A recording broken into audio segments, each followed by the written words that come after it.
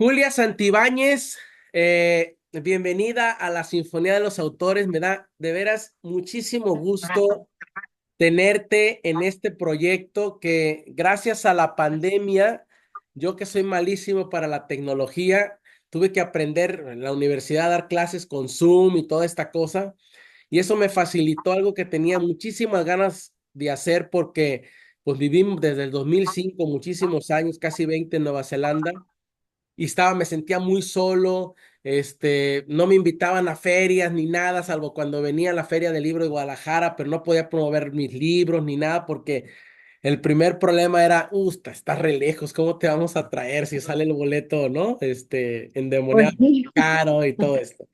Pero fíjate que yo quiero aprovechar antes de empezar con lo tuyo, porque tú eres la protagonista de esta sinfonía y de que formes parte de todo un coro que me está resultando demasiado interesante, la verdad, más de lo que yo creía, de las expectativas que tenía, pero te quiero agradecer que hace más de 10 años, y no lo pude hacer de la forma en la que quería, tú publicaste esto tú publicaste, ay, no se alcanza a ver bien, no sé cómo, publicaste esta No, no lo nota, veo.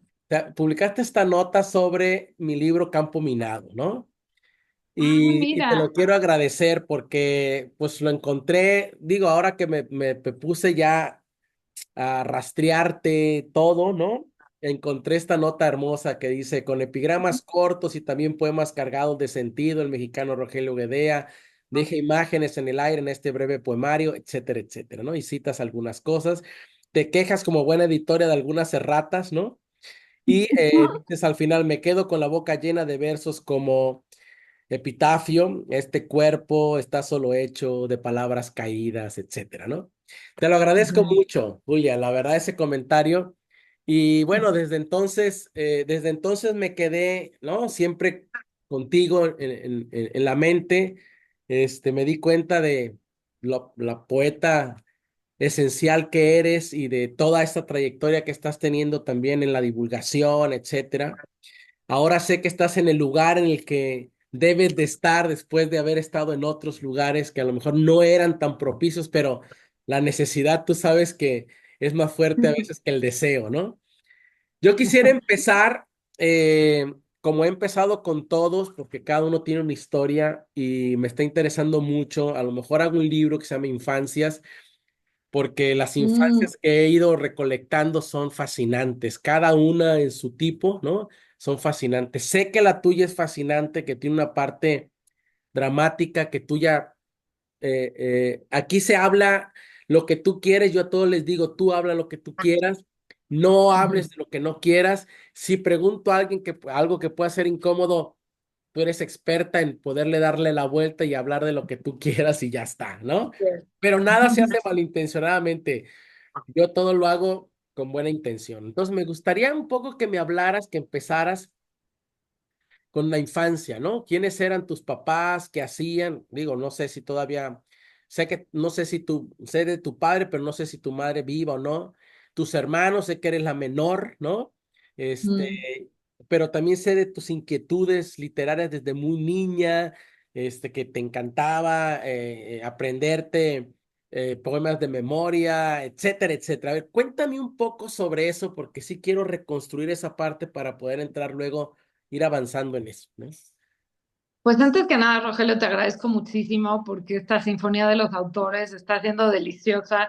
Tú dices que para ti, pues yo lo digo de este lado como audiencia, pero bueno, además ahora con el tremendo honor de ser parte de ella como invitada tuya, que te agradezco muchísimo porque haces un trabajo espléndido de difusión de la cultura, de la literatura y con una seriedad, con un rigor, seriedad no de serio, sino de rigor, de trabajo muy concienzudo detrás de cada entrevista, lo cual se nota mucho y no es frecuente, entonces tengo que agradecértelo el doble. Y bueno, pero ya no caer en guayabazo mutuo, pero te lo agradezco mucho, voy a arrancar. Sí, mi infancia pues fue muy contrastada porque por un lado fui una niña muy feliz. Mis padres eran, mi papá era un médico militar que fue médico antes que militar, yo siempre lo decía, fue una casualidad que fuera militar porque quería, él era de Tehuantepec, Oaxaca, igual que mi mamá, los dos ya fallecieron, y él quería estudiar medicina y pues en Tehuantepec, Oaxaca, pues no había donde estudiar medicina ni mis abuelos tenían recursos.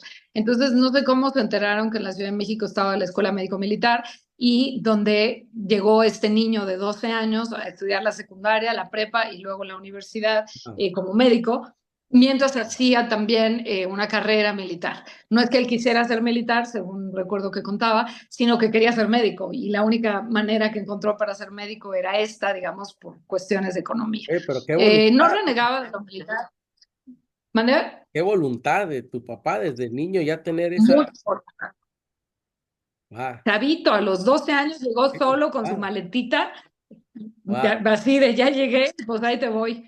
Y se ah, aventó, pues eso, secundaria prepa y la carrera y luego ya las especialidades y demás. Entonces sí, era un hombre muy, muy enfocado, muy disciplinado, muy tenaz, pero profundamente amoroso y divertido y vital. Entonces yo no tengo ningún recuerdo amargo. Bueno, es decir, puede haber algún malentendido como en ah. toda familia, pero en general mi recuerdo de mi padre es absolutamente luminoso, eh, y fresco y Era un entrañable, fabulador, ¿no? creo, ¿no? Y él Gente que fue, te contaba cosas, ¿no? Que te contaba cuentos, que exacto, todo era motivo para él para inventarte historias, ¿no? exacto. Gracias a él yo me acerqué a la literatura sin saberlo, a la literatura oral, porque me contaba historias por todo y por cualquier cosa, ¿no? Entonces iba por la vida, encontró en mí, digamos, una audiencia, porque mis hermanos como que no pelaban mucho, pero yo sí, yo era como, cuéntame más y cuéntame otro cuento y qué pasó ayer, y porque en las noches, según él, se iba, era como mi héroe particular, era mi Superman doméstico, porque entonces en las noches, no, ayer me fui a la galaxia, no sé qué, y entonces combatí con unos dinosaurios y entonces me quedó esta cortadita de la rasuradora. Bueno, después supe que era de la rasuradora. Ah, Entonces yo vivía en un mundo de fantasía gracias a él.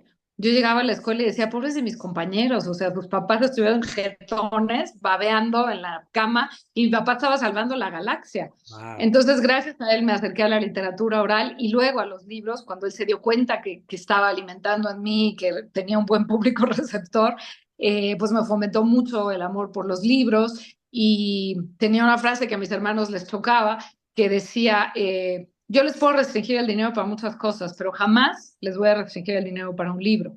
Vemos de dónde sacamos, pero los libros jamás se van a restringir. Entonces, la que pedía más libros era yo. Entonces, claro, les caía muy mal porque pedían otras cosas y no se las daban. Y a ti te Pero mis libros siempre estaban ahí.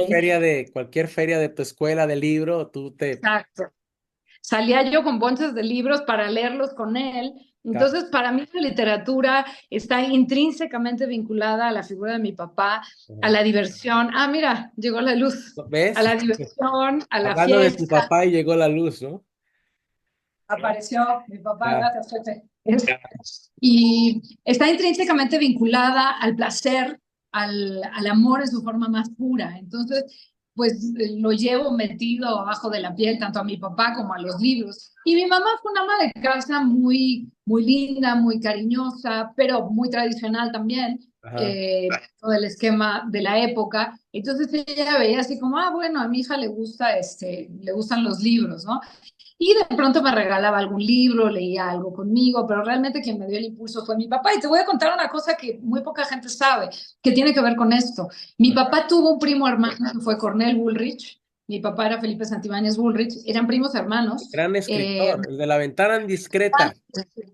exacto. La ventana indiscreta de Hitchcock y la Ah, María de Teton-Noir, la novia vestida de negro de Truffaut, no lo están puedo basados creer. en textos de Por Cornell, que supuesto. era primo hermano de mi papá. ¿En serio? Te lo juro, primos hermanos. Mi abuela, la mamá de mi papá, mi abuela Lucía, era hermana de, híjole, se me acaba de decir, creo que era Genaro, su papá. Yo no lo conocí, ni a Cornel tampoco. Pero bueno, cuando él ve que a mí me gustan tanto los libros que leo ya a los 8, 9, 10 años de manera compulsiva y que empiezo a escribir pequeñas cositas, pues entonces me dice, pues tú vas a hacer la segunda Cornell Woolrich. Y yo Ajá. dije, a ver, ¿de quién me estás hablando? Y me empieza a hablar de Cornell, me compras los libros de Cornell, que tengo, debo tener 10 volúmenes de Cornell, y entonces yo encuentro una suerte de vocación todavía muy joven, muy chiquita, pero digo, o sea, de esto se puede vivir de escribir, Ah, pues qué padre. Entonces, bueno, pues ese fue mi papá. y luego aparte, bueno, yo tengo una historia también muy particular, fíjate cómo son los puntos de coincidencia. Cuando yo primero vi La ventana indiscreta con Hitchcock y luego leí a Woolrich, ¿no? Y Ajá. sucede que la estructura de ese cuento y la estructura de la película, que me gustó tanto por las ventanas y todas las vidas que había ahí y todas estaban como unidas por el tema del crimen, etcétera, fueron la base de mi de mi primera novela, Conducir un tráiler, ¿no? Que yo dije, esto se puede hacer, perdón la expresión, me puede valer madre ir dejando historias aquí e ir retratando una cosa y otra. Y después Paco Sí. dijo, a mí me encantó esta historia, Paco Ignacio Taibo, porque a Ujú. Rogelio no le importó ir contando una historia, dejándola ahí, irse con otra y retratando. Y claro, era la estructura de tu tío en el Mira, cuento La ventana indiscreta, ¿no? Qué mira qué cosa, maravilla, claro. qué maravilla, qué Esto buena, ahora sí, es qué una buena maravilla. noticia. Claro, entonces, pero tu papá tenía, entiendo que tu papá tenía por ahí, no así una biblioteca enorme, pero sí tenía una biblioteca, ¿no? En la que fue para importante para ti también, ¿no? Sí, de su biblioteca, porque mi mamá prácticamente no leía, pero mi papá sin ser un enorme lector, pero sí leía, y de su biblioteca yo fui tomando, pues descubrí a Julio Verne, entonces de pronto ya me tenía muchos libros de Julio Verne, descubrí a Emilio Salgari, algo de poesía, alguna antología de poesía que había por ahí, el propio Cornel Woolrich, en fin, de pronto descubrí, quién sabe de dónde, que me gustaban las vidas de santos, entonces había vidas de santos, lo que a mí me interesaba, mi papá me lo compraba. Entonces, primero, pues acudía a lo que él tenía, ¿no? Que le interesaba a él mismo. Ahí vi por primera vez, no lo leí, pero vi un volumen de Cien años de soledad y dije, qué título tan Ah, interesante, ¿cómo será tener Cien años de soledad? Y imagínate, ahora tengo esa edición que él le puso su nombre, ¿no? Este para libro pertenece a apropiárselo, mí. claro. Exacto. Entonces, bueno, pues por muchos costados, mi amor y mi devoción por los libros y por después la escritura, o sea, por la lectura y la escritura, Sí. que son dos caras de una misma moneda, pues derivan de ahí, de mi infancia. Fíjate que he encontrado a lo largo de esas entrevistas, pues ya llevo como 20, nomás que los voy sacando semanalmente. Ujú. He encontrado la importancia de estas dos figuras. Una, las figuras, la materna, la paterna, incluso las abuelas, los abuelos, ¿no? Pero Sí. también algunos maestros que han sido como fundamentales, pues, para eso. ¿Tú Ujú. empezabas a escribir en ese entonces, Julia, o no? O sea, ¿qué Sí, escribías? sabes escribir, empezaba a escribir mis cositas, pues queriendo imitar un poco a Cornell, ¿no? Porque pues yo decía, ay, claro, traigo la sangre de Cornell. Ah, Eh, y bueno, y entonces sí empezaba. la traes, ¿no? O sea, en estricto Pues sí, sentido, ¿no? pero yo me quería sentir así como Claro. muy intrínsecamente ligada a él cuando pues ni siquiera lo conocí y mi propio papá tampoco estaba muy cercano a Cornell porque se fue a Nueva York. Él era hijo de un tehuano y una gringa y se fue a vivir a Estados Unidos y entonces pues ya no volvió más y pues se hizo muy gringo y en fin, o sea, Ah, ya no tenía contacto mi papá con él. ajá. Pero bueno, yo sí empecé a escribir pequeños cuentitos que yo ilustraba con dibujitos ahí de palito y bolita, sí, y pequeños poemas. Así que sí empecé a escribir, yo creo que como a los 8 o 9 años empecé a escribir pequeñas cosas, gané algún Niña, concurso ahí en la primaria, ¿declamabas? ahí. Declamaba así, tenía una materia, fíjate qué curioso, que teníamos que memorizar poemas. Era una escuela bicultural y entonces teníamos una materia en la que teníamos, pues para facilitarnos, supongo, la articulación de la lengua en inglés y no sé qué, nos imponían, era parte de lo que consistía la asignatura, en aprendernos poemas en inglés. Entonces, Ajá. de esa época me aprendí, por ejemplo, de Elizabeth Barrett Browning, How Do I Love Thee, Cómo te amo, déjame contar las maneras, no sé qué, todavía a la fecha lo sé de memoria Nunca en se inglés. olvidan esos juegos. No, me aprendí partes, porque es largo, de Annabel Lee, de Edgar Allan Poe. Entonces, bueno, pues Wow. tanto en inglés Y luego, pues también en español, porque pues los maestros, las maestras veían que me gustaba la poesía y entonces había concursos de declamación, ¿no? Que eran Ah, así súper impostados y engolada la voz y demás. Pero ahí me aprendí, por ejemplo, claro, en ese momento no sabía, pero de José Asunción Silva, una noche toda llena de murmullos, de perfumes y de músicas de alas, bla, bla, bla. Todo ese poema me lo aprendí, lo recité y gané ese concurso. Entonces, bueno, pues la literatura y la poesía estuvieron muy, muy ligadas a mi vida desde, pues eso, desde niña y conforme fui creciendo, cada vez más acendrada y cada vez más anclada en la literatura hasta llegar pues a la Facultad de Filosofía y Letras a estudiar pues obviamente letras. ahorita vamos a llegar ahí, pero fíjate que qué curioso. A mí también, yo también me aprendí muchos, ¿no? Mi cantón Magrecita del alma, ya pa' qué lo quiero. Si se fue la paloma Ajá, del nido, si me falta el calor de su cuerpo, si ya los canarios de Tiricia se han ido muriendo y las campanas. Me aprendí por qué me quité del vicio, el brindis del bohemio, pero cuando llegué a declamar, qué lástima que yo no pueda cantar a la usanza de este tiempo, los poetas, que los poetas de hoy cantan, etcétera. Como tú, yo descubrí, yo dije, yo quiero hacer esto, ¿no? León Felipe, el claro. poeta, ¿no? Es Ujú, transterrado español.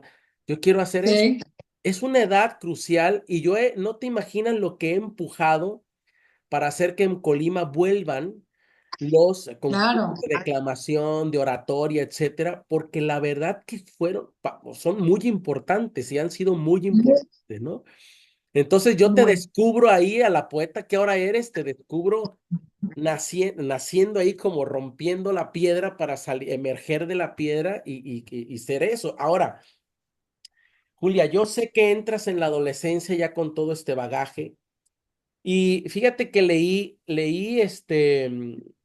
Pulso ad herido, tu ujú, último libro de poemas, que te agradezco me hayas enviado porque yo lo quise buscar aquí, es un problema, ¿no? Sé que va a llegar, pero ya ves que los libros de poesía, exacto.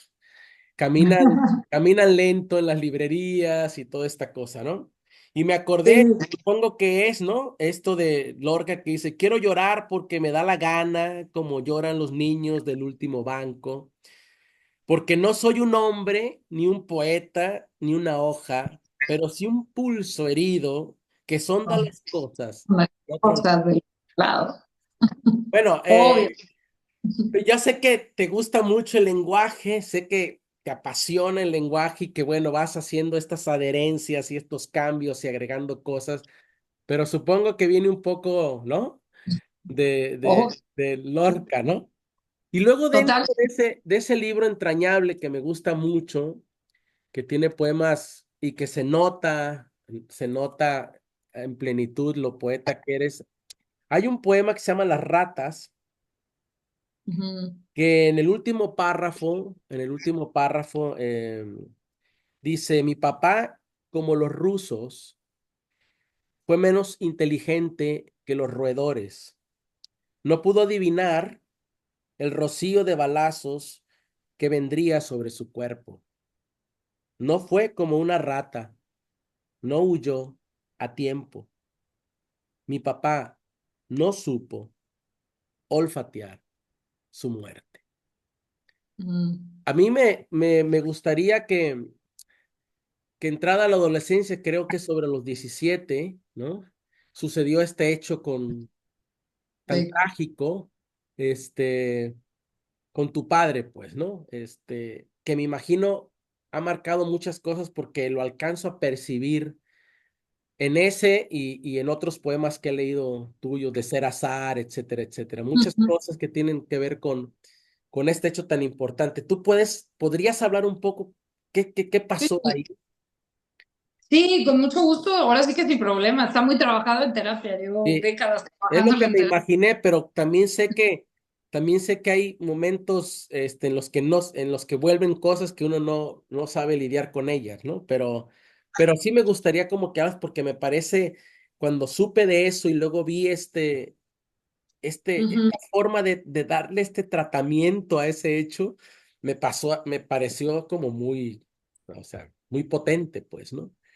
Sí, ese poema efectivamente habla de las ratas que durante la Segunda Guerra Mundial en el sitio Aviasma en Rusia, las ratas de alguna manera podían adivinar cuando venían las bombas. No se sabe cómo, pero salían corriendo, salía una hilera de ratas corriendo de la ciudad y luego venía el bombardeo que mataba a no sé cuánta gente. Entonces, cuando leí esa noticia dije, claro, si mi papá hubiera sido una rata, tal vez hubiera podido olfatear y huir a tiempo.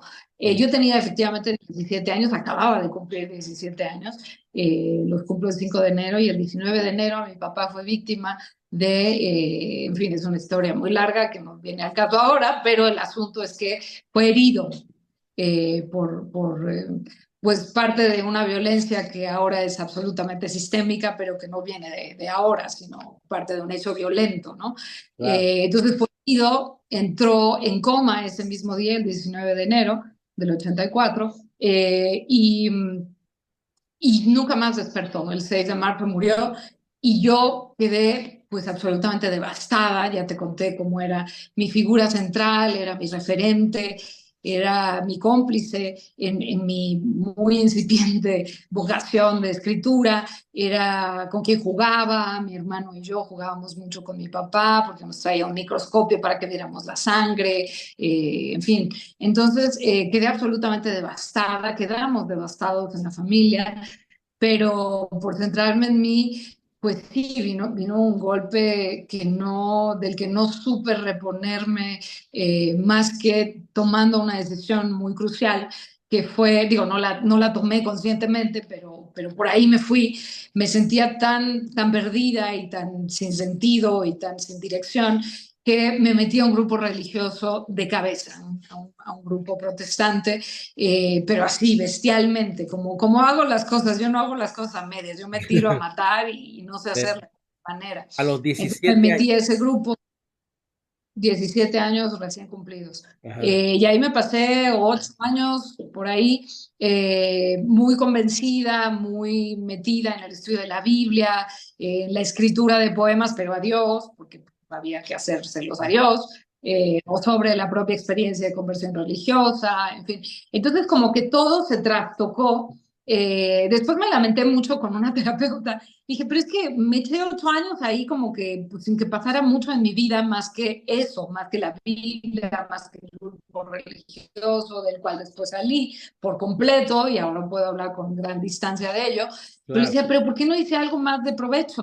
Y me dijo la terapeuta, y creo que con razón, me dijo, bueno, a ver, no te hiciste daño, no le hiciste daño a nadie. O sea, hay personas que ante un dolor tan profundo, tan descolocador, pues intentan suicidar o se vuelven criminales, ¿no? Porque pues finalmente a mi papá lo mataron, digo, en esencia eso fue, eh, en dos plazos, ¿no? El 19 de enero y luego muere el 6 de marzo, pero a consecuencia del ataque del 19 de enero. Entonces me dijo, bueno, pues tú te hubieras podido convertir en una criminal, en fin, y no fue nada negativo, digo, a lo mejor hoy hubieras preferido otra opción, ¿no? Empezar qué sé yo, la carrera mucho antes, pero bueno, tampoco fue tan malo. Y viéndolo así, digo, bueno, pues sí, ok, no estuvo tan mal. Me sé muy bien la Biblia, muy bien la Biblia, la conozco estupendamente bien porque la debo haber leído 10 12 veces de pe a pa. Entonces, claro, eso se nota ahora en mi poesía, porque pues conozco la Biblia como no mucha gente la conoce, entonces puedo escribir poemas como algunos de Pulso Adherido, como el Rosario de Mujeres, que Claro. es un poema muy crítico, donde yo solamente la hice de editora, solamente seleccioné distintos pasajes que conozco, que sé dónde están, o los busco, pero me sé Así es. ubicar por dentro de la Biblia, donde pues reflejo la postura absolutamente misógina y de subordinación y de humillación que tenemos las mujeres en la Biblia. Entonces, bueno, pues algo positivo salió de ahí, no todo fue malo, pero bueno, fue mi manera de sobrevivir, o sea, no se me ocurrió otra cosa más que pescar el primer pedazo de madera que estaba flotando en el mar, y aunque no dejé de escribir, sí, digamos que solté un poco porque pues había otras prioridades que eran Dios y mi crecimiento espiritual y quién sabe qué. Y luego, y por eso amo tanto la UNAM, con esto termino la pregunta, pero es que como para No, seguir la progresión lógica, puedes eh, hablar todo lo que quieras. finalmente decido primero le pregunto al pastor si me pueden inscribir a letras en la UNAM y entonces me dice que no, que no estoy autorizada porque pues qué voy a aprender. Y además en filosofía y letras de la UNAM, que son puros paganos pervertidos. Claro. Entonces yo todavía le hice caso y ese año no me inscribí al examen y al año siguiente ya más firme en mis decisiones, más segura de mí misma, un poco más sanada quizá de la muerte de mi papá, ya estaba tomando terapia y tal, dije, pues ahora no voy a preguntar, ahora estoy avisando que me voy a inscribir al examen de la UNAM, me puse a estudiar y logré pasar el examen porque no tenía pase automático, pasé el examen y entonces ingresé a letras hispánicas. Y esa fue mi absoluta, no tabla de salvación, fue mi arca de Noé que me llevó a mí y a todos mis demonios internos y a mis ángeles y lo que quieras finalmente a regresar a quien yo era, a la literatura, a la escritura, al disfrute vital, Ujú. a quien yo era. Tuve como este hiato de algunos años donde pues un poco yo no era yo, estaba muy desolada, necesitaba arroparme y la UNAM significó el inicio Como de esta liberación. recuperarme. Entonces por eso amo de manera tan entrañable y tan desesperada a la UNAM, porque para mí significó pues eso, regresar a la vida, ¿no? O sea, dejar de flagelarme así como pues como suele hacer la religión judeocristiana, y de pronto fue encontrar de nuevo el goce, la parte lúdica, la parte lúbrica. Entonces, bueno, por eso quiero tanto la UNAM y regresé, por supuesto, a la literatura y regresé a la escritura mucho más en pleno y ya mucho más consciente de lo que significaba para mí. Oye, Julia, y ahí no fue, digamos, abandonaste todo este periodo de, digamos, religioso, y en muchos sentidos, pues, como dijo la terapeuta, estoy de acuerdo en que era la única tabla de salvación que tenías en ese momento, ¿no? Pero no estaba, antes de pasar ya a la UNAM, no estaba, ¿qué pasaba con tus hermanos y tu mamá? O sea, porque ha de haber sido eso avasallador para todos. Si tu mamá era ama de casa, tuvieron que empezar a trabajar, ese momento ha de haber sido muy complicadísimo, ¿no? Fue muy complicado, estábamos muy asustados porque pues, finalmente mi papá murió víctima de un acto de violencia Claro, injustificada. No es que se estaba peleando con alguien, no es claro, que no es que iba a asaltar a alguien y le contestó. No, él era un médico que estaba en su consultorio y en su consultorio fue herido. Entonces, pues, nos moríamos de miedo porque pues, de pronto todo se te cae, ¿no? Entonces, claro. claro, para mi mamá en particular, pues quedarse a cargo de mi hermano y de mí, que éramos los que estábamos chicos, todavía en casa con ella y tal, eh, fue muy, muy duro. Cada uno pues lo capoteó como pudo. Yo en la iglesia y luego pues, se ve que tengo buena labia, ¿no? Tengo buena verba porque me jalé a todo el mundo. Y luego me fui y luego les dije, ay, ¿qué creen? Ya no quiero estar aquí, adiós. Pero mi mamá, mis hermanos, mis cuñados, bueno, todo el mundo Quedaron acabó en la ahí. hospital. Y yo al final, como te cuento, después de varios años, dije, no, esto no soy yo, esto no es lo que quiero, esta cancelación, esta ¿Ellos visión. siguen ahí, Julia? ¿O Sigue, sí, sí, siguen sí. ahí? Digo, mi madre ya murió, pero murió dentro de la fe Adentro. protestante. Mi hermana murió también dentro de la fe protestante. Mi hermano murió también dentro de la fe protestante. O sea, todos. Y luego mis cuñados y mis Han sobrinos. fallecido ya tu hermano.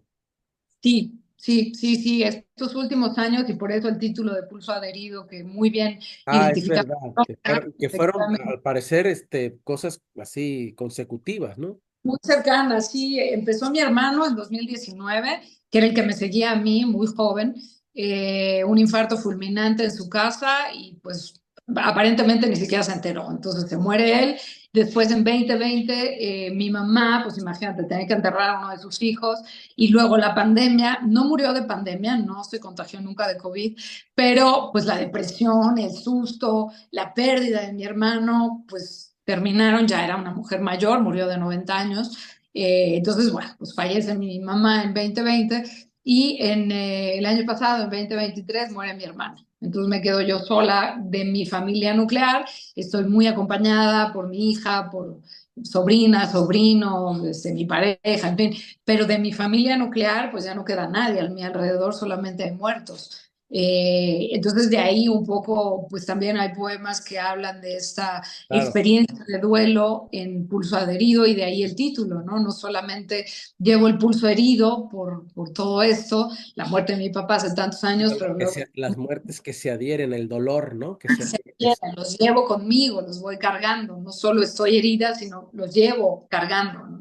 ¿Escribiste durante de ese tiempo de que estuviste metida en la religión y todo esto, o todo fue la Biblia, o sí escribías poesía? Sí escribía poesía y dentro del pequeño círculo al que le podía interesar la literatura, pues digamos que gané ahí algunos premios y demás. Publiqué varias cosas, ningún libro, pero sí publiqué, no sé, 10 15 poemas, qué sé yo, que ahora los vuelvo a ver y digo, escucha, qué bueno que nadie más los conoce porque no valen mucho. Pero Pero tenías o sea, ¿cómo te insertaste en el grupo literario o algún taller, o cómo entraste en ese círculo? había una revista, no sé si sigue existiendo, pero se llamaba Prisma, era una revista protestante de esta confesión, de esta denominación religiosa, Ah, que entre otras cosas, pues publicaba de pronto algún poema por ahí, alguna entrevista, en fin. Entonces yo empecé a mandar mis cosas, ¿no? Y pues les gustaban, me publicaban y me publicaban, y luego me invitaron a trabajar con ellos, me preguntabas cómo fue con la muerte de mi papá, pues sí, tuve que empezar a trabajar a los ah, 19, tampoco tan chiquitita, pero sí a los 19 y ya ah. nunca paré, pues porque nos cambió la vida a todos. Y sigues trabajando. Y sigo hasta el día de hoy, ni Pero tus hablar. primeros poemas publicados fueron poemas religiosos en estas revistas, o lo hiciste antes en algún otro. Ahí fue. Bueno, cuando estaba en la escuela, en la preparatoria, Ah, mis compañeros, algunos compañeros que pues ya compartíamos inquietudes artísticas, yo estaba haciendo danza, empecé a bailar a los, no sé, 9, 10 años, primero ballet, después ya tomé danza contemporánea, entonces a los 15, 14, 15, 16, yo estaba haciendo danza todos los días y pensaba que una de mis posibles derivaciones profesionales iba a ser la danza, estaba haciendo teatro, y además hicimos una revista, pues, de compañeros. No era la revista oficial de la escuela, sino era, pues, la resistencia, digamos, cultural. Y entonces esas fueron mis primeras publicaciones en esa revista que se llamaba Dimensiones. Ahí publiqué los primeros poemas de eso, a los 14 15 años. ah, Yo ya publicando pequeñas cositas y luego en esta revista Prisma, en esta revista protestante, pues publiqué, no sé, 10 poemas, los que sea, y ya después, cuando estaba en la facultad estudiando letras hispánicas, en Punto de Partida, que sigue existiendo y que ahora pertenece a la dirección de que fomento y de encabezó en la UNAM, pues literatura. Punto de Partida, gané un segundo lugar en un concurso de poesía. Entonces, bueno, las vueltas que da la vida, ¿no? En aquel Claro. entonces, estudiante que está empezando a recuperarse a sí misma y ahora llego a la dirección de literatura en este año y resulta que Punto de Partida es uno de los programas de esta dirección de literatura que encabezo, entonces es como padrísimo, precioso, emocionante y pues un círculo Claro. que a Que- mí significa eso, ¿no? La recuperación vital de quien soy. y que viéndolo desde acá uno cree que ya estaba todo como escrito, ¿no? Así para el asombro de uno mismo, ¿no? Uno dice, Sí. claro, ya todo tiene sentido, pero en su momento no vemos nada, ¿no? No, ¿qué vas a entender? ¿Qué te vas a imaginar? Ni la menor idea. Nada. Antes de llegar ahí, a mí me interesa que me digas nada más. eh, Todo esto fue de manera autodidacta, supongo, Julia, Y o porque no tenías algún mentor ahí, algún poeta o grupo de poetas que tallereabas. O sea, este premio que no, ganaste en punto de partida, este segundo lugar, fue este, de lo que tú escribiste y corregiste como pudiste y enviaste y ya está, exacto, sí, supongo. no, pues digo, debo haber estado como en tercer semestre o cuarto semestre, no recuerdo en qué año fue, Ajá. pero no estaba terminando la carrera, estaba, digamos que en la primera mitad.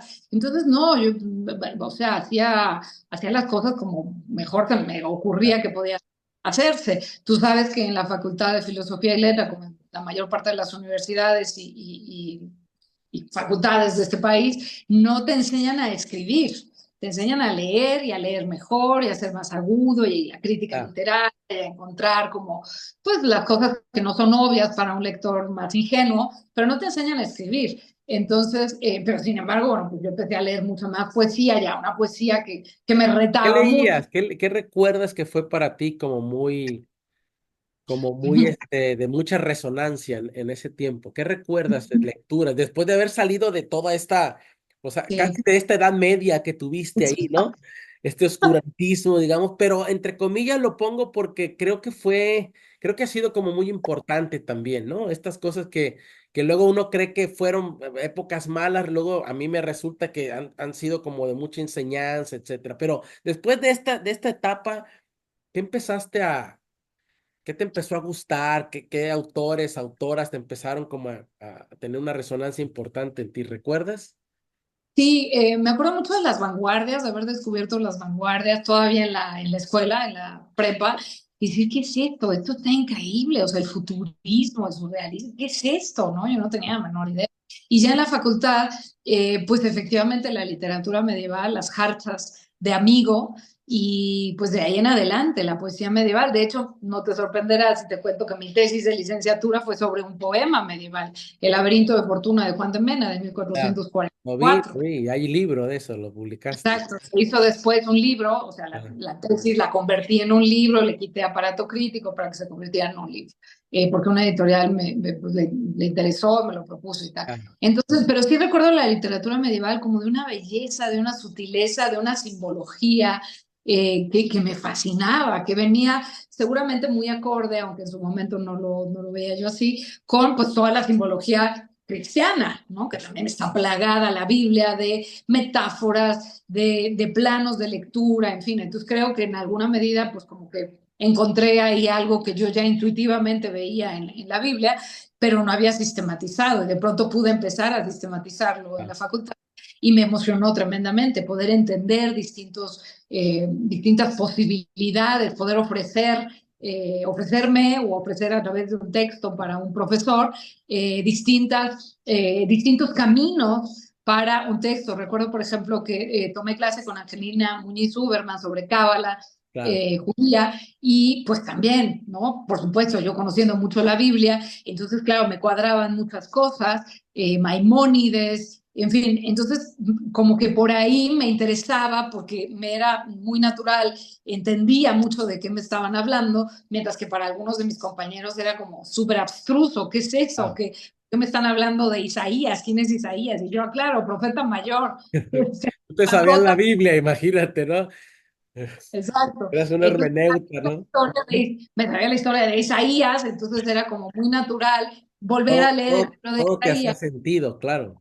me hacía sentido, entonces como que por ahí entré y luego, bueno, pues ya me fui enamorando, conocí, por ejemplo, en la facultad a Miguel Hernández y me tocó profundamente y me dejó así muy estremecida, muy emocionada, pues con su humanidad, con su profundidad, con su dolor. Bueno, eh, Además, pues lo conectaba seguramente de manera inconsciente con mi papá.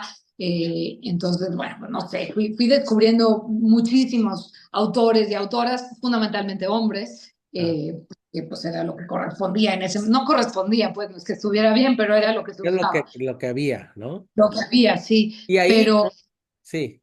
dime. No, ahí, ¿qué figuras? eh, si pudieras trazar qué figuras, qué conociste ahí, que ahora son escritores, y te hiciste Mm. como de algún grupo, de alguna promoción ahí de escritores, escritoras, ¿quiénes estaban ahí en ese ambiente en el que tú estabas, que habías llegado después de esta tromba y que te habías insertado? ¿Y quiénes estaban? ¿Qué escritores ahora o autoras de hoy te dieron como pertenencia o te sentiste así como fuera de eso, o sí lograste ser como parte de un grupo? Sí, sí tenía mi grupo de amigos. Ahora tengo que decir, cuando yo entro a la facultad yo estaba casada, me había casado dentro del grupo religioso muy jovencita. pues porque era lo que correspondía al grupo religioso, y pues yo, ¿A qué pues edad te casaste, Julia? a los 21. Bueno, yo te gané ¿A los cuántos? a los 20. Oh, no, bueno, estamos fatal, tú y Y mi yo. mujer, y mi mujer, que no está ahorita, que tenía 19. ¡Wow! Tenemos 30 años juntos.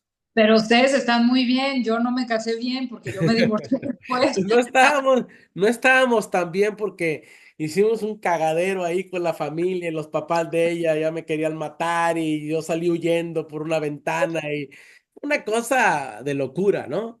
Es Oye, como de película de acción. una película total, o sea, ella no se pudo regresar ella vivía aquí cerca de Colima, que es un municipio a 45 minutos de aquí, y ella Ajá. siempre en un autobús, que el último era a las 10 de la noche, y en una discusión que tuvimos, no se fue y agarró un taxi, nos peleamos y yo le dejé mi carro ahí abandonado, dejé mi carro lloviendo, nos peleamos y haz de cuenta que la vi pasar en el taxi, ¿no?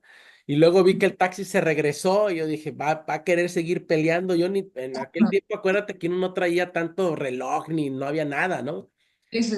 Se baja del taxi y me dice, Guedea, me voy a quedar a vivir contigo. Ya no, el autobús ya se fue y me voy a quedar a vivir contigo. Yo vivía en unos departamentos aquí justo abajo, solo, ya trabajaba en el Ministerio Público y me acuerdo que le dije, me parece bien, vámonos a mi departamento. Y de ahí hasta ahorita, ¿no?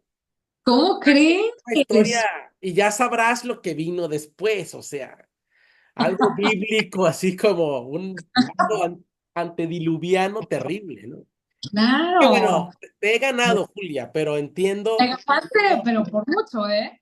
No, mi boda fue muy aburrida, o sea, mi matrimonio pues fue, o la idea de mi matrimonio fue muy aburrido, pues éramos los únicos dos chavos, y entonces, bueno, pues bueno, pues vamos a ser novios, porque pues Ah, aquí todos los demás eran mucho más grandes, mucho, pero claro, mucho, mucho, mucho más grandes. Y claro, entonces, pues como que nos hicimos novios, y luego pues hay que casarse, pues hay que casarse. No me casé embarazada, nada que ver, porque pues era muy estricta la cuestión sexual. claro. Eh, y entonces pues me casé a los 21 años, pero pues ya después me divorcié porque dije no tengo nada que hacer aquí. ¿Cuánto, Cuando cuánto salí de la duraste? iglesia, ¿Cuánto duraron? ¿Cuánto duraron muy casados? poco, duramos 12 años, no fue Bueno, tampoco. algo. Sí, no fue tampoco. Pero justo, pues mientras a la facultad y tal, el nacimiento de mi hija, pues como que me acabaron de abrir los ojos de decir, pues es que no tenemos nada que hacer, no es un mal hombre, no me ha hecho nada, pero pues no tenemos nada que hacer, no tenemos Ah, ningún tema de conversación, ni intereses similares, ni nada, de nada. ah. Entonces, bueno, pues así Y, fue. y entras, o sea, estás estudiando y tienes a tu hija. Y cuando ya entro a la maestría es que nace mi hija. Cuando entras a la maestría. Y mientras ahí estabas casada, entonces eso inhibía un poco como. Sí, Ah, porque mis compañeros pues estaban muy chavitos, más chavitos que yo, y pues todos eran solteros en ese momento. Entonces me preguntabas qué escritoras. Viviana Benchushan ya fue tu era compañera. del grupo. Luisa Marer, ¿no? Pareja, No, ¿no? todavía no estaba Luigi, todavía no estaba con Luigi, Ah, pero bueno, Vivian estaba ahí. ah, Y luego un muy querido amigo, Daniel Zavala, que no se fue tanto por la escritura, sino por la parte académica. Entonces es doctor por el Colegio de México, hizo el doctorado en el colegio, y ahora está en San Luis Potosí, en la Universidad de San Luis Potosí. órale. Y así como conocidos, o digamos que siga yo en contacto de alguna forma con ellos dos. Y Y luego, bueno, pues otros colegas, compañeros que se fueron, algunos se fueron a Estados Unidos, se hicieron una carrera académica allá, pero pues ya no sé ni dónde quedaron, en claro, fin.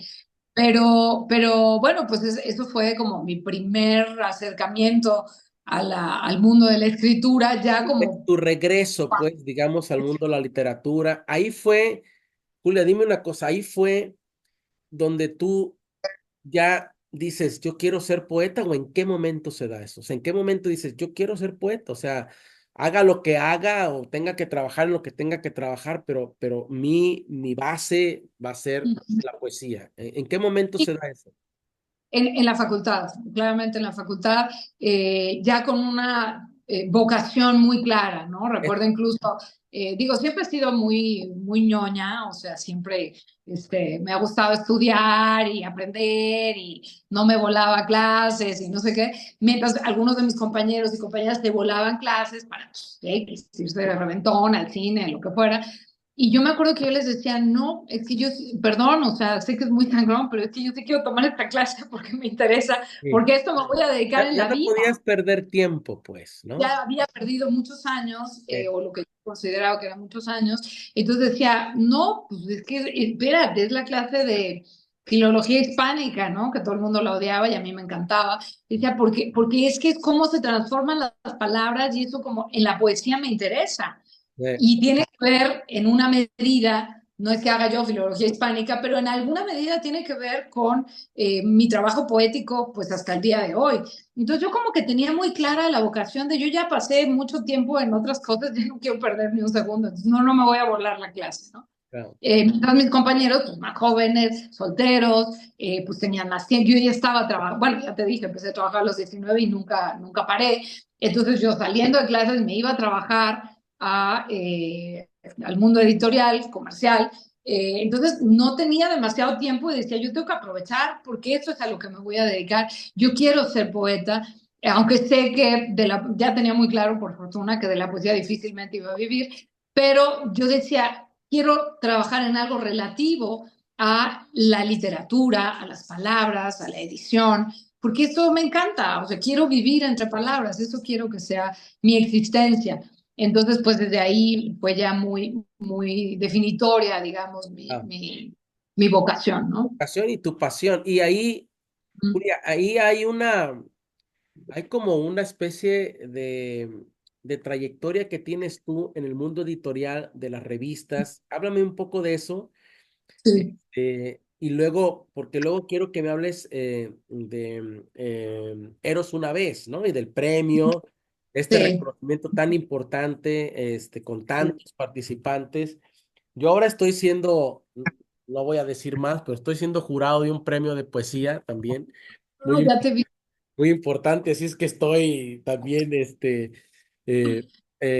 pues dándole el valor a todo eso, ¿no? Que hacen los poetas y que de pronto a veces es un mundo que puede ser desilusionante, ¿no? Pero al mismo tiempo fascinante. Y tú pasaste, ahora ya lo estás y ahorita hablaremos de eso, estás en la Dirección de Literatura y Fomento a la Lectura en la Universidad Autónoma de México, tu alma mater, una labor impresionantemente importante, ¿no? Por todo lo que significa la UNAM, ¿no? Pero háblame un poco de, ¿sabes qué? Yo tenía necesidad de trabajar y me metí a trabajar en estas revistas, hice esto. Háblame un poco sobre esa trayectoria porque se conoce poco toda la experiencia que tienes ahí, ¿no? Sí, bueno, efectivamente cuando yo estoy haciendo la maestría nace mi hija y pues yo no paré de trabajar porque además hice la maestría con una beca, entonces no podía, o sea, si interrumpía, pues perdía la beca. Entonces yo con mi hija recién nacida, ¿no? Yo aquí cargándola y escribiendo trabajos para la maestría. Entonces hice la maestría en los estrictos 4 semestres que tenían que ser y en el cuarto semestre, al terminar el cuarto semestre, entregué la tesis porque Ah, ese era el compromiso de la beca. ah, Pero entonces, pues todo iba muy bien, yo iba muy encaminada a dedicarme a la academia y a la escritura, y viene la huelga y pues todo se echa para atrás, ¿no? Bueno, en mi proyecto de vida todo se echa para atrás, la huelga larga, porque de pronto no podía cobrar nada, todo estaba paralizado, nadie sabía cuánto iba a durar la huelga, que duró varios meses, yo me estaba divorciando, entonces pues todo era incierto en mi vida. un Y yo caso. no sé muy bien la incertidumbre, la verdad, ahí lo descubrí. Ah, Entonces me acuerdo que hablaba con mi terapeuta y le decía, es que todo está en el aire, o sea, no sé nada, ¿no? Estoy como volando en todas las áreas. Y ella con mucho tino me dijo, bueno, ¿y por qué no pones un pie firme? O sea, si tu trabajo está en el aire, tu relación de pareja pues ya claramente se acabó, pero pues no sabes cómo, en qué términos te vas a divorciar.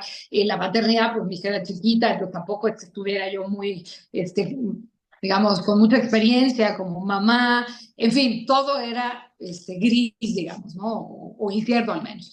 Y entonces ella me dijo, ¿y por qué no buscas un trabajo en lo que se resuelve la huelga de la UNAM, un trabajo que te dé un cheque quincenal para que no te vas a estar padeciendo y tal? Porque muy pronto me di cuenta que yo me iba a hacer cargo económicamente y de cuidados y de tiempo y tal de mi hija, como así efectivamente fue. Entonces, en eso estaba, como que yo decía, no, pero es que no quiero dejar la academia y no sé qué, y en eso me ofrecen un trabajo de correctora de estilo en una editorial de revistas comerciales. Y yo estaba trabajando un poco de freelance mientras pues la cosa se resolvía en la UNAM y demás. Yo ganaba, iba a ganar menos en esa editorial, pero era un cheque seguro, un cheque cada 15 días, yo iba a estar contratada. Y eso era una Más certidumbre para incertidumbre, ¿no? y eso yo lo necesitaba, porque a veces, pues como el freelance, a veces ganaba muy bien o medio bien, pero a veces no ganaba nada. Y yo decía, pues sí, nada más que el kinder de mi hija, ¿qué voy a hacer? En fin. Entonces, pues decidí aceptar. Dije, pues allá voy a ver qué pasa. Y pues nada, pasó que me quedé 15 años en medio editorial. Empecé con mi maestría bajo el brazo de mención honorífica, empecé corrigiendo estilo y ganando 2 clavos, pero por fortuna, por mucha suerte, que siempre he tenido mucha suerte y no la negaré jamás, tuve la suerte pues de ir subiendo, ¿no? De que pues Bueno, es suerte, pero también es una mujer que es notorio verte muy trabajadora, pues muy soy súper dedicada. chambeadora, eso sí. Talentosa no creo, pero chambeadora soy a morir, no le saco la vuelta al trabajo. Ah, Entonces, pues pude ir subiendo y luego ya era editora y luego ya me moví a otra editorial y ya era directora y luego pues a otra editorial y ya no sé qué, hasta que acabé en Editorial Televisa como directora ejecutiva de toda Editorial Televisa, que era la editorial más grande de revistas comerciales en ese ah, momento. Ya no sé, me perdí un poco en los tiempos. No sé cómo está Televisa ahora, sé que no muy bien, pero bueno, cuando yo llego a Editorial Televisa era la editorial de revistas, por consiguiente tenía el sueldo, las prestaciones, lo que quieras. claro. Y entonces yo llegué a Televisa pues diciendo, bueno, pues voy a estar involucrada en la edición, en las palabras, en los proyectos editoriales, en la concepción, en fin. Y pues no, resulta que el puesto que yo tenía, que era un puesto pues, muy alto, de alguna manera me hacía cargo de supervisar las 47 revistas que teníamos, porque mi jefe era el director general editorial para México y América Latina. Yo solamente me encargaba de México, pero solamente eran 47 revistas, Ah, cada una de las cuales tenía una editora o editor y un equipo editorial, pero yo un poco supervisaba, era como el paraguas que tenía que responder por todo, era mucho trabajo, pero desgraciadamente era sobre todo trabajo administrativo, de lidiar con el corporativo de Televisa, revisar presupuestos, y dije, o sea, esto no me gusta, yo lo que quiero es trabajar con palabras, es editar un claro. texto, escribir, una nueva revista, qué sé yo. Entonces estuve ahí 5 años, un poco menos de 5 años, pero yo sentía que me estaba consumiendo por dentro, o sea, ganaba muy bien, ganaba estupendamente Pero y no mucha había gente, oye, qué un envidia estímulo. tu puesto, pero yo por dentro decía, es que estoy perdiendo mi vida, o sea, no llegaba en la noche a escribir ahí 3 versitos, muy cansada y ¿Qué pues te iba a ya. preguntar? ¿Cómo estabas compaginando? Porque por ahí surge en alguna de estas etapas rabia de vida, ¿no? Nace la vida de vida cuando todavía estoy en Televisa, ya había publicado 2 libros previos, el que es mi tesis y otro de prosa poética, y luego nace Rabia de Vida, todavía yo estando en Televisa, Ah, porque soy una absoluta obsesionada, ñoña, que pues se plantea una meta y pues de alguna manera la logra, no sé si bien o mal, pero la logra. Pero yo ya estaba muy inquieta, o sea, como vocacionalmente, de intereses, ¿no? Decía, paso todo el día viendo números y lidiando con recursos humanos y si el corporativo quiere no sé qué, o sea, no me interesa, eso no me interesa a mí, ¿no? Lidiando con productos que no me interesaban tampoco, algunas de las revistas de sí, tu Televisa corazón estaba en otra parte, estaba definitivamente. completamente en otro lugar. Hasta que dije, o me voy de aquí un día, o sea, por mi voluntad, yo hablé con la que entonces era la directora general de todo Editorial Televisa, una colombiana, Martelena Díaz Llanos, una persona a la que le voy a estar agradecida siempre. Dije, Martelena, despídeme, por favor, o sea, no me voy a ir porque no les voy a Venga que me regalar. despidas. Sí, Dije, no, no les voy a regalar mis 5 años de liquidación o los 4 y cacho que llevo, no te los voy a regalar. Entonces pídeme por favor porque ya no quiero estar aquí. Me decía, bueno, tú estás loca, o sea, no te voy a despedir jamás. Y yo, por favor, despídeme, o sea, por favor, no me obligues a renunciar porque si renuncio no me liquidan. Y es Ahora, una lana que no voy a perder, ¿no? Y entonces, bueno, jugaba, pero me decía, no te vas a ir, o sea, no te vas a ir. Y yo decía, es que sufro mucho, ¿no? Entonces, bueno, pero claro, pues el cheque quincenal pues no era de tanto sufrimiento, yo mantenía y sigo manteniendo a mi hija, en fin. Hasta que a ella la mueven a esta directora editorial, llega otro, directora general, perdón, llega otro director general, hay movimientos y yo dije, de una noche a la siguiente, dije, o aprovecho esta coyuntura y doy un salto al vacío sin paracaídas o no me voy a ir nunca, porque es muy cómodo estar aquí. O ah, sea, ya sé más o menos cómo se hace, no me gusta, pero más o menos lo sé hacer. El nuevo director me pedía que me quedara cuando yo le dije, oye, pues me voy, te pido que negociemos mi salida, yo ayudo unos meses a que tú agarres todos los hilos, que llegue quien me vaya a sustituir y yo me voy y tú me liquidas. Y me dice, no, no, de ninguna manera, yo no conozco esta operación, tú tienes ya todo súper claro, la operación con los licenciantes, cada uno de los 47 equipos editoriales, me dijo, no hay manera en que tú te vayas. Le dije, me voy a ir, por favor, te suplico que lo hablemos. No te hago el cuento largo, pasaron como 3 meses, yo seguía insistiendo cuchillito de palo hasta que ya harto, me dijo, bueno, está bien, si te quieres ir, pues vete. Dije, bueno, me quiero ir, pero quiero que me liquides. Me dijo, sí, está bien. O sea, sí, ok, hablemos, entonces ya hablamos de términos.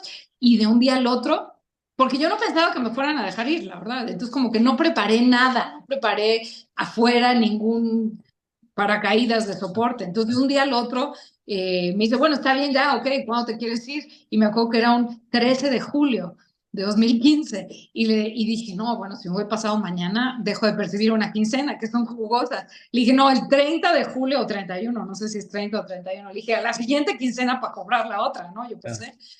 Y el 30 o 31 de julio de 2015 fue mi último día, me liquidaron al 100%, cosa que le agradezco mucho a Porfirio, que era el director general, y de un día al otro, pues dejé de cobrar. Claro, tenía esta liquidación que era bastante buena, pero no tenía nada, no tenía un solo contacto afuera, no había pensado que iba a ser nada, nada, pero dije, o lo tomo o no me voy a ir nunca, y me voy a consumir aquí. Y no es lo que quiero. Entonces fue un inicio, digamos, un nuevo inicio, un empezar de nuevo, de cero, muy brutal. El primer año y medio lo sudé como no te puedes imaginar, o sí te puedes imaginar, pues, pero sí fue muy, muy, muy difícil, acostumbrada a un cierto estilo de vida, un cierto ritmo pues, de vida, de consumo, si quieres, de pero en gastos, de viajes. 2016, en 2016 viene un premio muy importante para ti. Exactamente, exacto. Yo sí quisiera que me hablaras de Eros una vez, cómo lo concebiste,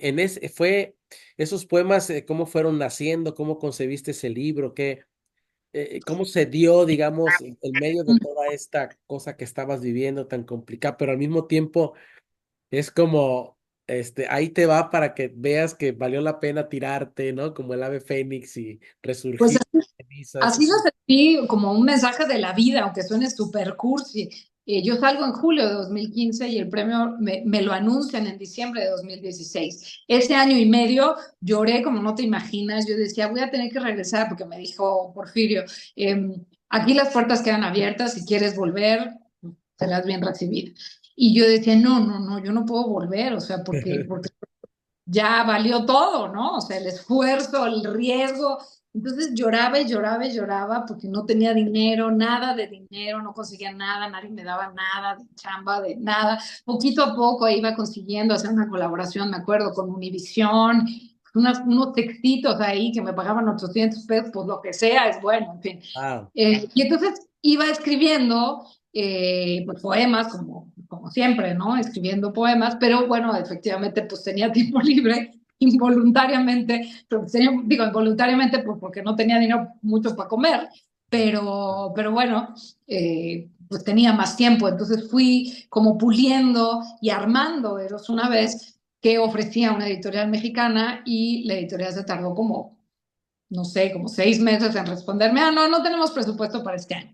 Entonces yo me enojé con el libro y, bueno, con mecanoscrito, la impresión pues de computadora y lo aventé a un cajón y dije, esto no sirve para nada y ya. Pasan unos meses y yo veo la convocatoria del premio Benedetti y de pronto dije, pues creo que corresponde, o sea, creo que cumple, ¿no? Es inédito, tiene el número de líneas de versos que deben ser, bla, bla, bla. Cuando cierra, bueno, pues me da tiempo. Entonces lo mando en físico, como correspondía, y lo mando a Uruguay. Y lo siguiente que me entero, varios meses después, cuando iban a fallar, que era como, si no me equivoco, era como septiembre, una cosa así, que llegaron más de 400 trabajos y que el jurado pide una prórroga. Entonces dije, no, pues entre 400 trabajos no hay manera. Y se me olvidó, se me olvidó, se me olvidó. Y en diciembre yo seguía sufriendo mucho económicamente, mi hija y yo, pues, y de pronto en diciembre recibo una llamada que dice número desconocido, lo cual pues en el extranjero, pues quién me escribe, quién me llama, perdón. Claro. Y pues ya le hablamos de la Fundación Benedetti para decirle que ganó el premio Benedetti. Y yo, qué libro, o sea, ¿cómo? Pero yo sinceramente pensé que era una broma. O sea, dije, alguna de mis amigas o mis amigos, pues me está haciendo una broma, o sea, ¿no? Entonces, pues ya dije cualquier estupidez ahí cuando me preguntan, ¿qué opinan? No sé qué, porque dije, pues la verdad es que me quedo sin palabras, lo cual no habla muy bien de una poeta, entonces ya se rieron y con esa cosa pues, salí del paso. Pero colgué y me puse a llorar. Porque dije, si esto es cierto, si esto es verdad y no es una broma, No me he equivocado nunca, ¿no? no tanto no me he equivocado, pero es una suerte de, Sí. ok, o sea, cree en lo que estás haciendo, o sea, cree que puede funcionar en algún punto, porque yo estaba casi por decir, pues voy a tener que regresar, en 2017 voy a tener que regresar a Televisa, no hay de otra, ya, ni modo. Entonces eso fue como decir, digo, el premio económico no era muy importante, no es que me fuera a resolver la vida, pero fue más Sí, sí, claro, emocional, claro, por supuesto. como decir, a ver, no lo estás haciendo del todo mal, o sea, Sí. ¿no? Es una Échale ganas, señal aguanta. importante. Es una señal importante. Exacto. Y en 2017, como si fuera un karma, pues de pronto las cosas empezaron a mejorar. Fui a Montevideo a recibir el premio, a recibir el dinero, lo que tú quieras, pero luego empezaron a salir pequeñas colaboraciones aquí y allá, entre ellas en el Cultural de la Razón, y empiezo a colaborar en 2017 gracias a Daniel Rodríguez Barrón, quien me recomendó con Roberto Diego Ortega. A Roberto le gusta lo que yo escribo, yo le propongo textos y textos y textos porque necesitaba dinero Claro. y pues empiezo a publicar y publicar y publicar en el Cultural. Y en 2018 me dice Roberto de Ortega, oye, se va a ir Delia Juárez, que era en este momento la editora, pues me interesaría ver si tú quieres ser la editora, pues porque pues me gusta tu trabajo, eres muy limpia, eres editora, pues yo tenía todos esos años de formación, y entonces pues entro a trabajar en el Cultural en 2018, pero todo esto se gestó en el 17 y yo creo que en buena medida gracias al premio. Entonces ahí fue como el giro de fortuna para decir, ok, o sea, no todo está tan mal, tengo posibilidades de hacer algo en el mundo de la cultura. Luego empiezo a hacer televisión, de ahí surge mi idea de hacer cápsulas del lado B de la cultura, que luego se convierten en el lado B de la cultura del libro uno, volumen 2. En fin, como que en 2017 todo empieza a acomodarse de otra manera, pero todo empezó, lo digo con todas sus letras, con Eros una vez. Pero fíjate, ha sido una trayectoria muy interesante que era de lo que yo quería hablar para marcarla de esa forma, para decirlo, ¿no? Esta constancia poética tuya y Sí. decir, bueno, hay una salida, pero al final del día vuelves a regresar, digamos, al redil cuando entras al UNAM. Hay una como salida otra vez por la necesidad y todo lo que sea, pero luego vuelves a regresar otra vez a través de el suplemento cultural, etcétera, y empiezas a trabajar incansablemente en toda Mm, esta cosa de la divulgación, etcétera. Llegas a ahora la dirección de literatura y de fomento a la lectura de la UNAM, pero mm, también haces estos libros de los que sí quiero mencionar, porque fuera, digamos, de cámara no lo hice. Estos libros que en apariencia son estos chismes de la farándula literaria y toda esta cosa, este lado B, ¿no? De lo sí. de escritores, de artistas, de pintores, de actores, etcétera, que me parece con la ironía que te caracteriza, ¿no? Con esta irreverencia, ¿no? Tuya, pero también hay un aspecto muy importante en el lado B de la cultura, tus dos volúmenes, que hay un rigor académico que se ve muy claro ahí, documental, etcétera, que me parece muy valioso y que de verdad abona muchísimo desde el ámbito literario, incluso hasta tu prosa Ujú, muy sabrosa, muy literaria, etcétera. Y me parece que es un libro que se debe de leer incluso como son libros que se deben de leer incluso porque hay un registro de un montón de información, ¿no? Cuando hablas, por ejemplo, de las canciones para un Nobel, creo que se llama el capítulo, algo así, donde está esto que yo no conocía de Octavio Paz, por ejemplo, ¿no? La verdad es que todo eso me parece un libro que está, entiendo que, bueno, hay de una divulgación, que es lo que me parece muy bueno, pero también hay unos matices ahí, ¿no? Que pueden ser parte de investigaciones serias, más profundas, académicas, etcétera, literarias, lo que sea, muy, muy importante. Entonces, yo la verdad, Julia, te felicito por ese trabajo, ¿eh? Porque lo has hecho maravillosamente bien. A mí, me encanta la forma en que lo haces y me parece que eso puede enganchar a muchos lectores que no están familiarizados con cosas que en apariencia pueden parecer triviales de ujú. chismorreo, de lo que hizo aquí, que se juntó con allá, etcétera, pero que están sobre una base de una investigación importante, ¿no? Y documental y literaria, etcétera, y que pones también en todo el siglo XX a un montón de figuras, entre ellas mujeres, porque se nota que también te pusiste a darle paridad a ese tema, ¿no? Que está ahí también. Entonces, de verdad que me parece fantástico y que puede dar, aprovechando ese tono y aprovechando la avanzada, para un tercer libro y un cuarto libro, y puedes estar alrededor de eso dejando un testimonio valiosísimo, ¿no? Cultural, ¿no?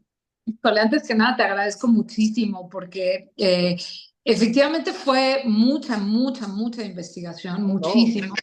Pues porque vengo de la academia, o sea, sí, finalmente vengo de la eso se academia nota, eso se nota. y no la puedo negar ni la quiero negar, o sea, quiero mucho la academia en sí misma, ¿no? O sea, el hecho de que las fuentes estén bien documentadas, que sean fuentes serias, que no sea ahí lo que me dijo mi primo, sino que realmente haya un soporte. Y ahí decidí yo, por lo que sea, que no iba a haber fuentes orales, aunque contaba con muchas fuentes orales, pero decidí que no, porque pues siempre existe la posibilidad del sesgo, de la edición del cassette, de no sé qué. Entonces dije, me voy a ir a fuentes escritas que pues no es que valgan más que las orales, simplemente fue una decisión editorial, pues también soy editora, entonces fui autora y mi propia editora y decidí que quería irme a fuentes escritas que tuvieran un cierto prestigio, ¿no? O sea, no cualquier revista, pero sí tal vez Letras Libres o Zona Paz o, no sé, el suplemento de la jornada. Pero también sitios web, no cualquier sitio web, pero el del Universal o el del Excelsior, en fin, o sea, como que tuve mi propia autoselección, digamos. Y luego quise también, y te agradezco igualmente que lo menciones, que fuera un libro de divulgación cultural. Es decir, que no fuera para especialistas o para el gremio de escritores, y que lo leyéramos tres, sino que se abriera y que cualquier persona pudiera, digo, cualquier persona que sabe leer pueda o pudiera acercarse a estas Claro. historias de la vida real, porque además no hay nada de ficción. Entonces está Tintán y Piporro, pero Lucía Méndez, pero qué sé yo, Inés Arredondo conviviendo con Olga Briskin, o sea, porque me los imaginaba como una gran fiesta, como de hecho sucedía, todos conviviendo con todos. Y entonces los capítulos son muy breves, ningún capítulo del lado B de la cultura, volumen uno o volumen 2 tiene más de 4 páginas, todos tienen 4 páginas. Ahí yo fui mi propia editora, eso no fue una decisión de Penguin Random House, yo así lo entregué. porque bueno, pues ni modo, uno es quien es y pues, si llevo tantos años editando, pues de algo me sirva, ¿no? Ah, Y para mi enorme fortuna, para mi enorme gusto, pues han funcionado muy bien los libros, o sea, la gente los quiere, le divierten, le gustan, aprende y luego todavía, o sea, el volumen uno salió en 2021 y todavía tengo gente escribiéndome para decir, oye, qué padre está, qué divertido, yo no sabía eso, yo no sabía lo otro, no sé qué. Y lo más importante para mí sucedió o sigue sucediendo, me atrevo a decir, que es que la lectora, el lector se acercan a estos personajes directamente como fuentes primarias. Es decir, yo no me interesaba tanto que se acercaran a mí, sino que yo fuera una suerte de conducto para que llegaran a Elena Garro, para que leyeran la poesía de los exiliados españoles, qué sé yo. Entonces, eso para mi fortuna lo veo que ha ocurrido muchísimo. Y también se acercan a las películas de Tintán. Cuando presenté en la Feria del Libro de Zócalo el año pasado, el lado B de la Cultura 2, que me hizo favor querido Héctor de Mauleón de presentarme, bueno, aquello era una locura, era un salón para 800, bueno, una carpa para 800 personas y estaba lleno. Entonces ah, firmé libros por más de una hora, la siguiente presentación se acabó, ¿no? Una hora y se acabó, yo seguía firmando libros, y se me acercó un chavo, pues veinteañero, con una camiseta de Tintán, y me dijo, es que yo con mi papá veía las películas de Tintán, y pues como que no sabía nada más de Tintán, que pues me divertían sus películas, ¿no? Y ya no sabía mucho más. Pero bueno, pues aquí en el lado B resulta que me enteré de un montón de cosas y entonces me acuerdo tanto de mi papá y pues ahora he encontrado que otros compañeros míos pues igual les gusta Tintán. Entonces yo le decía, me estás haciendo el regalo de la vida porque eso es lo que yo quería, que estas figuras que fueron tan señeras, tan adelantadas en muchos sentidos, no se perdieran, no se borraran y pensáramos con este presentismo que ahora nos caracteriza en el siglo XXI, todo lo inventamos en este siglo. El feminismo, el arte, la literatura, todo lo inventamos en este siglo, no hay nada atrás. Y decir más bien, oigan, pues venimos del siglo XX. En el siglo XX se construyó una estructura cultural en México que sigue dando frutos hoy. No me refiero a una estructura de partidos políticos, sino realmente una riqueza cultural muy importante. Entonces, esa era mi idea y pues para mi gran gusto ha ocurrido. Además de que fue muy divertido, la verdad, escribirlo, porque pues la escribía de madrugadas, trabajando en el cultural y luego en la cátedra Carlos Fuentes, combinando las dos cosas, el cultural y la cátedra, pues solamente podía escribir de madrugadas, madrugadas, 2, 3, 4 de la mañana, me podía parar tarde, entonces tampoco era tan grave, y pues me acuerdo perfectamente estar escribiendo en la madrugada y de pronto soltar una carcajada y decir, pues, ¿cómo voy a poner eso? ah, ¿Cómo voy a poner eso? Pues sí lo voy a poner cuando Vargas Llosa les dice a su esposa, Patti, y a la esposa de José Donoso, que la única mujer que él respeta intelectualmente es Aurora Bernardes, y entonces me pregunto, una pregunta retórica como voz narrativa, y no le dieron una patada en los mismísimos.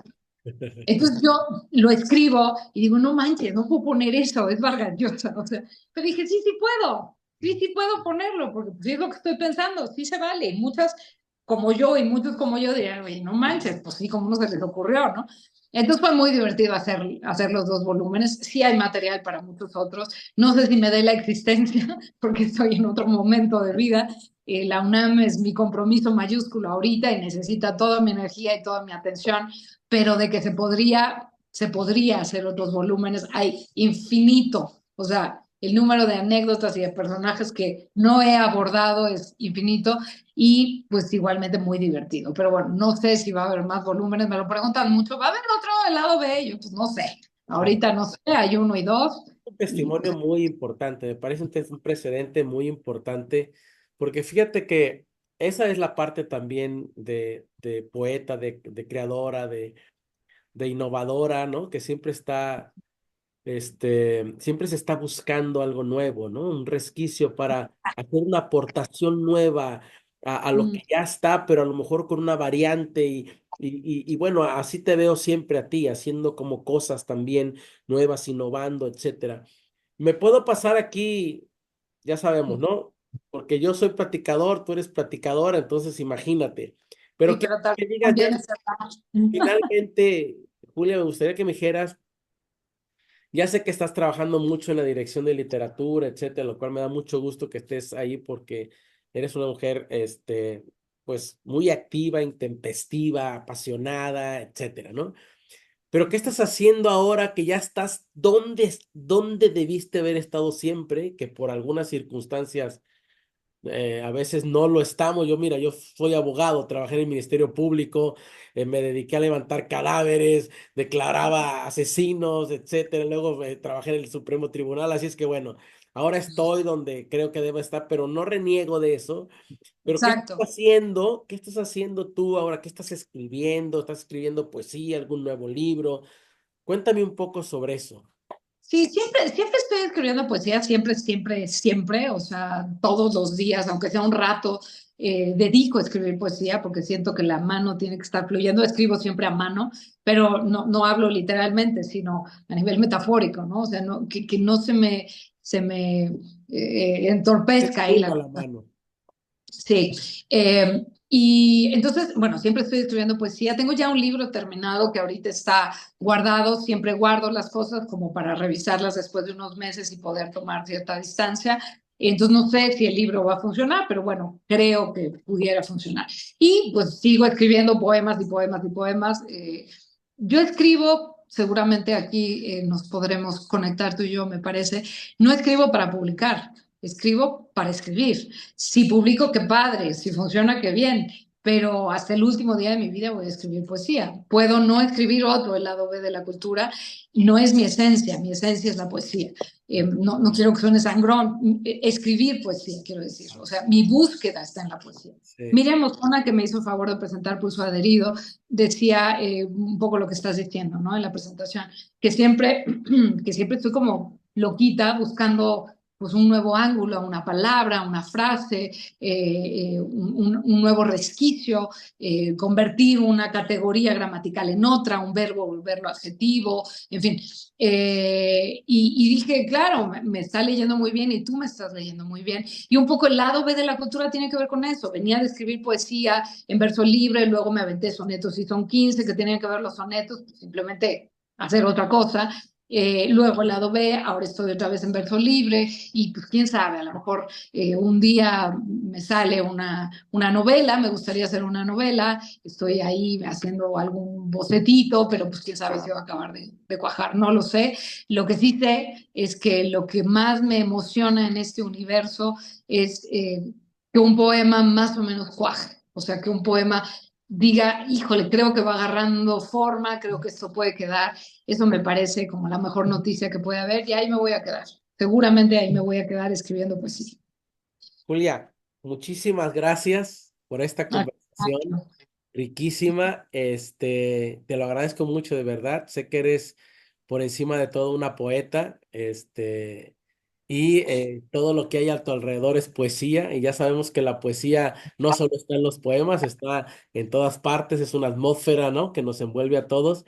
Te lo agradezco mucho y espero verte pues en la UNAM o en la FIL o en cualquier otro sitio, ¿no? Para seguir platicando. Te agradezco tanto, Rogelio, qué plática tan entrañable. Gracias por interesarte por todo lo que hay detrás pues de una escritura, de una persona y por ser tan generoso y por haber investigado tanto sobre mí, sobre lo que he hecho. No es nada frecuente eso y de verdad te lo agradezco. Tú mismo teniendo una trayectoria tan sólida como la tienes. Ni me acordaba, fíjate, de esa nota sobre campo minado, no me Por acordaba eso te para lo nada. quería agradecer públicamente, que quede ahí grabado, Julia.